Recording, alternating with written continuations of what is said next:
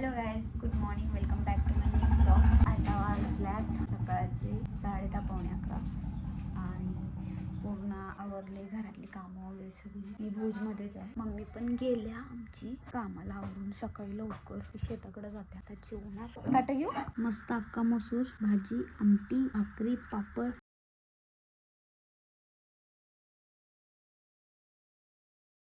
एवढे भांडी पडले, भांडी धुवून काढते.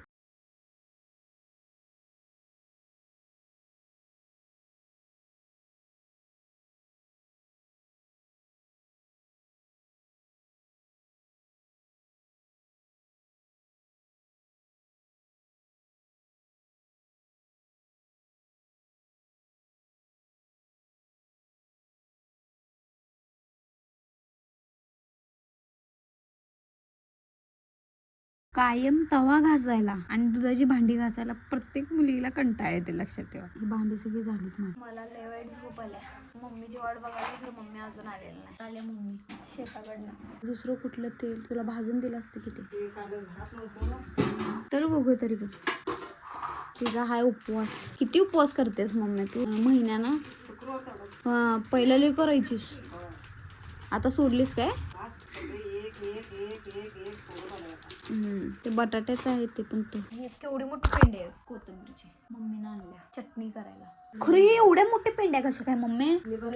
म्हणजे झाड उंच झाले ना, असं आहे. झाडाला वाढलंय म्हणजे बाजच ही लय दिवस टिकत नाही का. ही लय दिवस टिकते. चटणी नसणार की नाही, चटणीला कोथिंबीर ही वय आणि लहान असते बघ ती एवढीशी पेंडी.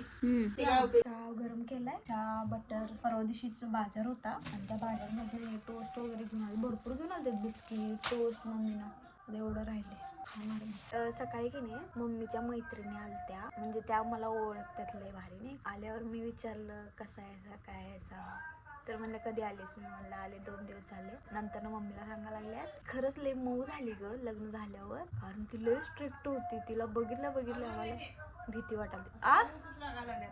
मऊ आहेत कांदा. किती 100ला 7 किलो म्हणाले. मला वाटलं 50ला 7 किलो म्हणालेस तू. 100ला 7 किलो. लसूण 150 रुपये किलो.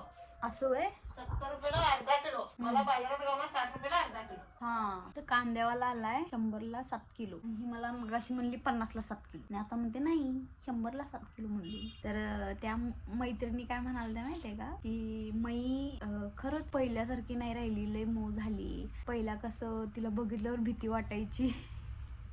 पहिला जरा लय स्ट्रिक्ट होते ना मी. स्ट्रिक्ट म्हणजे असं जरा वेगळी होते म्हणजे प्रत्येक गोष्टीत. मम्मी म्हणत्या ती दिसत्या नरम, तर जिथं बोलायचं तिथं अशी बोलते की कानात बोट घालायला पाहिजेत. आता ते कपडे काढायला लागले धुतलेली. आता ही सगळी कोथिंबीर निवडून ठेवणार मी. आता पाणी कुठं आणणार आहेस मम्मी?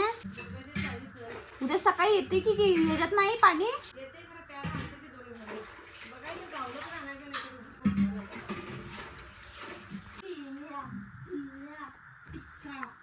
परत झाले भांडण चालू. ते आल्या बेटाला माझ्या जरा कसं तोंडाला लागल्याशिवाय राहायचंच नाही. त्याचा जीवच गमत नाही. जीव गमत नाही म्हणजे सांग त्याला आता पुढचं कारण तुझ्याकडे आहे का सांग उत्तर. जीव गमत नाही म्हणजे खेळत जा. तेव्हा बोलू लय बोलायचं असं वाटत नाही बा. नाही पप्पा येऊ दे, सांगतो पप्पा. कालचं काय झालं बाबा? तुझं न्याय मिळणार होतं तुला. काल न्याय विचारलं नाहीस काय? ए बाई ना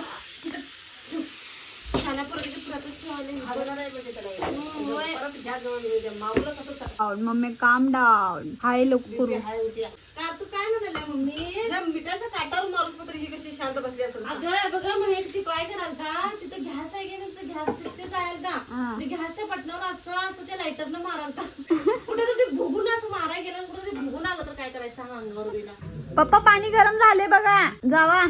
पप्पा लय तापले पाणी. कसलं वारी जेवण केल्या. बेसनचं काय मध्ये दिलं मम्मी? पिठलं ना, हरभऱ्याची भाजी.